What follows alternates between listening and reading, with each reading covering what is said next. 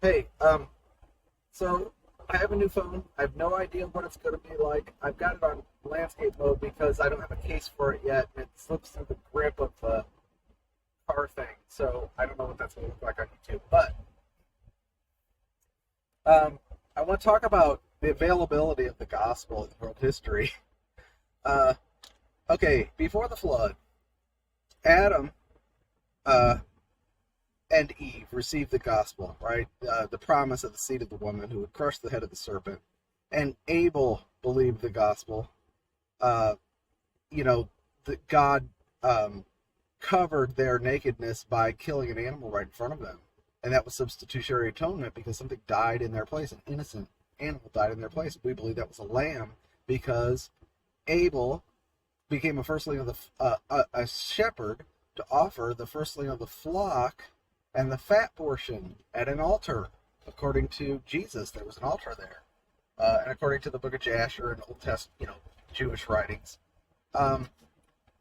and from him, he was killed, but then Seth took his place, and there was Seth and Kenan and Enoch, and there was this line of people who had the testimony of the prophecies concerning the seed and the practice of offering the firstling of the flock with the fat portion as a picture of substitutionary atonement. And then there was Enoch, who was known by the whole world to be a teacher.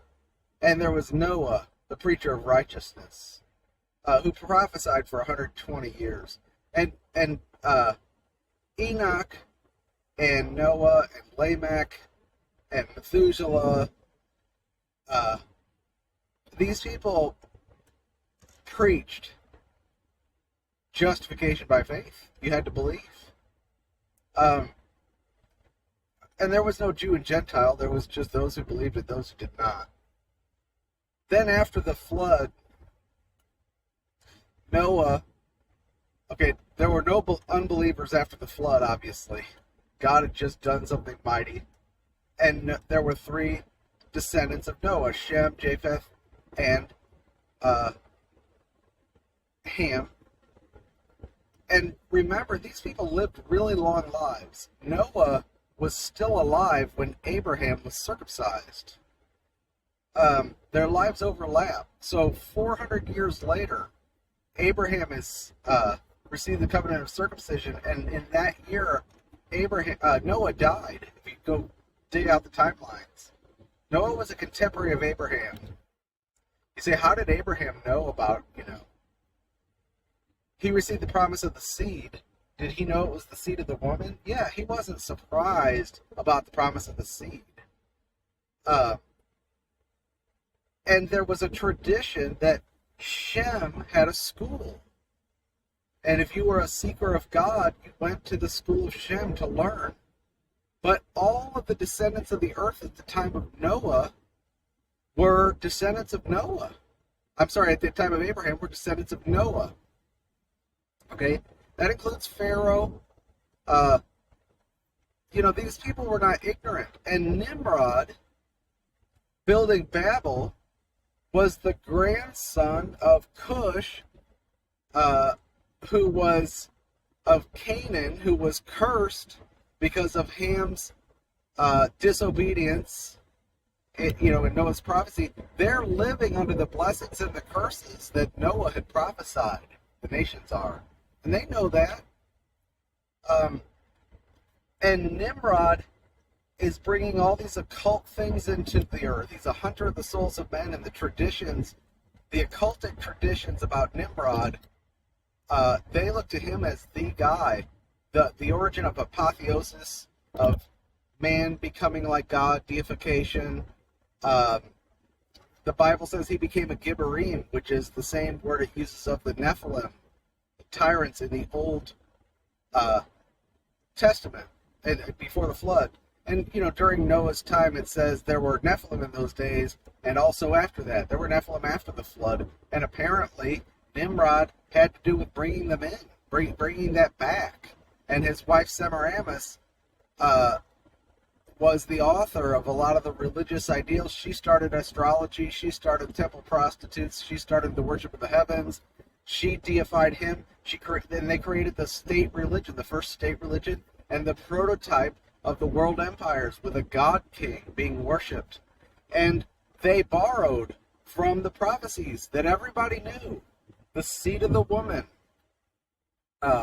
and said that their son Tammuz was the promised seed. And they demanded that the populace worship him at the point of death. And this is the origin of all the pagan religions and empires, and we've taught on this. But, Tammuz is Baal. Tammuz is Apollyon. Tammuz is Apollos.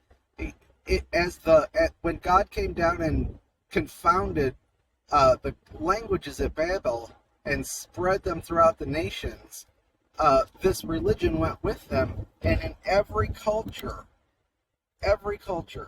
there is this same religion being practiced in different languages with different names, and it's this unholy trinity of Nimrod and Semiramis, the queen of heaven. He's associated with the sun, she's associated with the moon, and their son Tammuz, who's a false Christ, who's said to have died and been resurrected. A lot of Zeitgeist and a lot of those debunkers capitalized on the fact that the religions of the world have so much in common with the prophecies of the Bible that they said the prophecies of the Bible were just copies of these religions. No, it's the other way around. These world religions are corruptions of the biblical account and the biblical gospel. They're antichrist inversions where Lucifer's the good guy, and their coming world teacher or world messiah, Tammuz coming back, is who they look forward to, who is not Christ, not Jehovah's seed, but the seed of the serpent. And that's what's behind all the priesthoods of the world religions and the world empires, whether it's Babylon or Babel or Persia or Greece or Rome or Egypt or even the Indians. And Nimrod, they took his personality and shattered it into a whole bunch of different mini-gods, so that each of the mini-gods represents a different aspect of his person, but they all come together as one. And like the superhero stuff, the Marvel superhero, all those different superheroes are different aspects from the legends about Nimrod. It all goes back to Nimrod, who is Satan's guy, and his son, Tammuz. Okay, so at the center of the earth, Nimrod's empire, it was a blasphemous revolt against the God of heaven. Josephus said that the stones each stone had names of blasphemy on it, and they were intending to make a gate to heaven so they could storm heaven and overthrow God. They literally thought they were going to fight against God. And we know at the end they will turn their weapons against God. Okay, so these people knew the gospel. They were just hostile to it. It wasn't a secret often,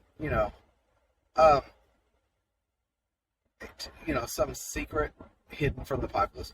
Okay, then fast forward 400 years, when Egypt has the children of Israel in bondage. Why do they have that? They know who those people are.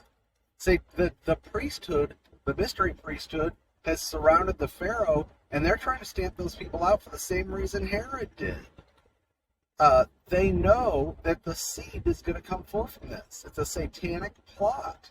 And just like Jesus was hidden from Herod, Moses was hid from the slaughter of the innocents in Pharaoh's day. But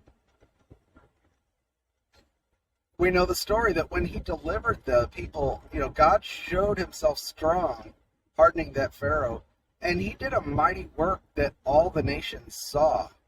And 40 years later, when the children of Israel came to Jericho, the city of Jericho was absolutely terrified because they had witnessed and heard of the things that had happened to Egypt. Egypt was in ruins. That's not something that happens in secret. if Russia gets nuked, we're all going to know about it. You know, Jehovah had done a mighty work in front of all the nations, and they didn't forget it. And there was this people out in the wilderness surrounded by all the nations doing these strange sacrifices. And then when they took the land, they were in the midst of all the nations. You know, Israel is situated so that you cannot have a world empire away from them. They have all the resources, and they're at the center, so you have to cross through them. So Napoleon said there's no way to have peace because of Israel. They're always they're like the thorn, they're like the stumbling block. I forgot his exact quote, but you have to deal with Israel. You can't get away from it. So Israel was situated in such a way, even though it's this little tiny piece of land, that any empire that ever tried to gain power had to deal with Israel. And so during Israel's history, when they were in ascendancy, whenever Israel was in favor with God, their prophets went and told the other nations what to do. And the other nations brought tribute to them. Remember in Solomon's day, the queen of Sheba, the queen of Egypt, came to him to hear about his wisdom and brought gifts. I mean, people came from all over the world to see the Israel. And what would she have learned there? Well, there's prophets there. What would they have told her? You know, there was no way to not know what was going on. And again, back then, this wasn't like today where people don't really even believe in God. Back then, everybody was religious. And to be religious meant you were either for Baal or one of these religions that centered around Baal, Tammuz, Apollos, whatever you called them, whatever religion you were in, it was all the Antichrist. Or you realized it was a sham and you were seeking truth. You know? And the alternative was the prophets. That's the story of world history.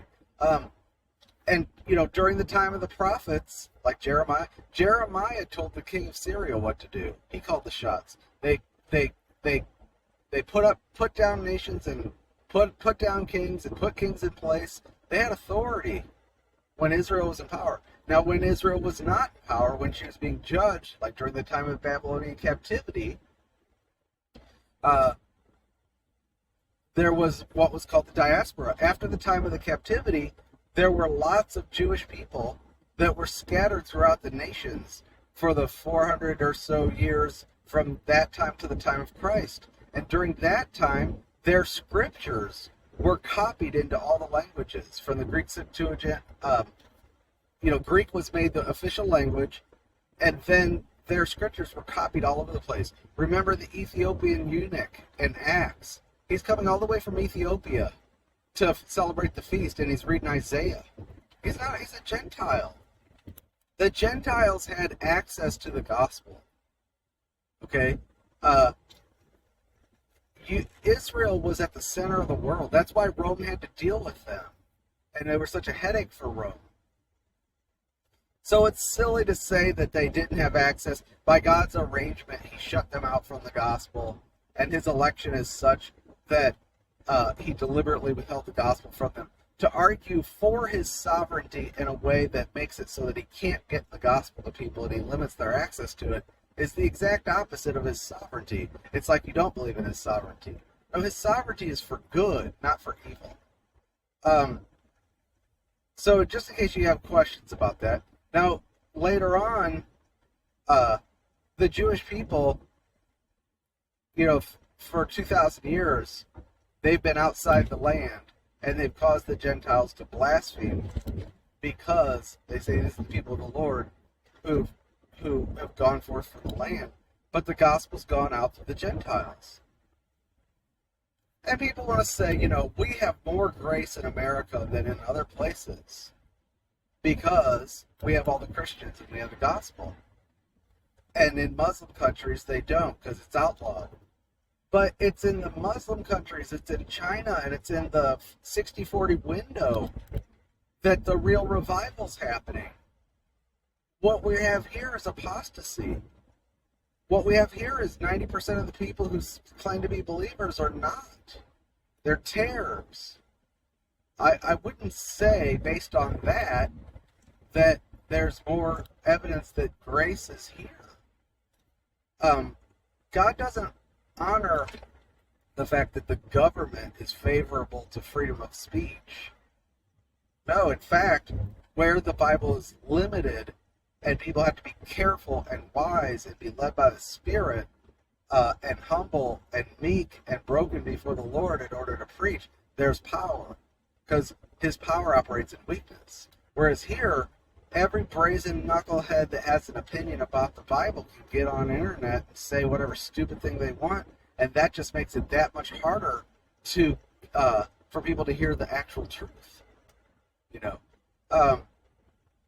And in Muslim countries, keep in mind that the Al-Aqsa Mosque, around the circle on that mosque, it says, there's no God but Allah, and he only has one prophet, which is Muhammad, and he has no son. They know the gospel. They know what they're rejecting in these other countries. These religions are raised up in opposition to the gospel of Jesus Christ. Which means when there's that much resistance to something, what are they resisting? Well, they're resisting a known truth. So, again, to argue that, there's, these Muslims out there that they don't even get to hear the gospel, and you just don't even know how good you have it. Well, that sounds good, but why aren't you an evangelist then? If you're so concerned about them, you haven't gone, there are Calvinist people who believe predestination a lot more than these people do, who, during the Great Awakening, gave themselves into slavery so they could go preach the gospel to people who couldn't hear the gospel. And, I was on a site the other day, Middletown Bible Church, I recommend it. It's got a lot of good points about this stuff. None of these arguments are new, but there's an argument that is limiting the definition of world and all to include the elect only. It's a perversion of the plain reading of Scripture. God so loved the world, or he desires all men to be saved and come to the knowledge of truth. And you think, where are they getting the idea that all doesn't mean all and world doesn't mean, the world? Are they just coming up with that themselves? No. Calvin and Spurgeon were arguing against that back in the 1600s. These are old arguments that they're recycling. But it's funny because the people who were arguing those things were more extreme than Calvin and Spurgeon. And they've got a article on the Middletown Bible Church that is, it says, are Calvinists more Calvinistic than Calvin? Because they pull all these quotes from commentaries where he uses he has his commentaries on the most popular verses that these guys like to use to limit the word world and all to exclude anybody but the elect. And it's funny because Calvin believed, he said, I agree with the plain reading of the Scripture that all includes everybody, that Christ died for everyone, and that those who do not believe do so because those who suffer eternal punishment do so because they've not availed themselves of the gift by faith. Even Calvin said that. I mean, his followers were clearly much more rabid about some of the things that he got into than he was. He argues, and they have a whole bunch of quotes from him, but he argues against the limit of all and world to be anything other than exactly what it says. All is all. And Romans 5 clearly shows us that Christ died for the entire Adamic human race. He paid for their sins. And world, when John uses the word world, he's not talking about the elect. He's actually specifically speaking about those who rejected him. And he's speaking about, the God of this world is Satan, who blind the minds of the unbelieving. and there's a course of this world, that's Paul. But this world, cosmos, is not speaking of the elect, it's speaking of Satan's system. But there's people in the system, and all the people God loved. Now these people, these people are going to argue against, I'm not trying to win a debate with anybody, believe me. I have no intention to debate, these people say, well, he's mischaracterizing my teaching and blah, blah, blah. It's like, man, I don't know what you're teaching, because it's kind of hard to get past, I'm not going to listen to teaching if you got a picture of Charles Manson on, if your argument that you want me to listen to, and it's a video about me and it's got a picture of Charles Manson on it, it kind of makes it kind of difficult for me to get to the, really open my ears to what you're saying. But anyway, I just wanted to point you to that site and point you to their articles. After my wedding, I'll try to put a link in the description. And for the most part, our community is not interested in an argument over limited atonement. That's communist.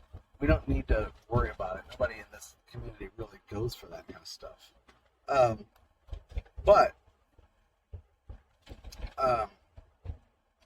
Yeah, it is interesting that